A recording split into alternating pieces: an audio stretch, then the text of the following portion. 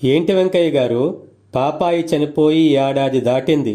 అయినా మీరు ఇంకా ఇలా కుమిలి కుమిలి ఏడవడం ఏం బాగలేదు. నా కూతుర్ని నేనే చంపుకున్నానని తలుచుకొని ఈ నరకయాతన అనుభవిస్తున్నానండి. అదేంటండి, అసలేం జరిగింది?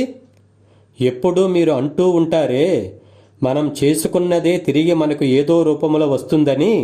అదే జరిగింది. లోగడ నేను బంగారం పని చేసేటప్పుడు మన ప్రక్క వీధిలో ఉండే మస్తాను 10 ఏళ్ల క్రితం నగలు కావాలని నా దగ్గరకు వచ్చాడు. 10 లక్షల రూపాయలు తీసుకొని డూప్లికేట్ నగలు చేసి ఇచ్చాను. పాపకు యాక్సిడెంట్ జరిగిన తర్వాత ఆపరేషన్కి లక్షలు అవసరమని తెలిసి మస్తాన్తో సహా చాలామందిని సాయం అడిగితే పాపం మస్తాను తన నగలు మొత్తం తెచ్చి ఇచ్చాడు. వారిని నేను మోసం చేసిన సంగతి మర్చిపోయాను.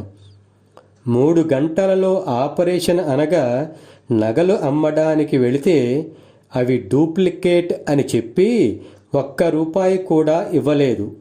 వేరే ప్రయత్నాలు చేసే లోపు పాపాయి చనిపోయింది. నేను మోసం చేయకపోతే అసలు నా బిడ్డకు యాక్సిడెంటే జరిగేది కాదని నాకు అర్థమైంది.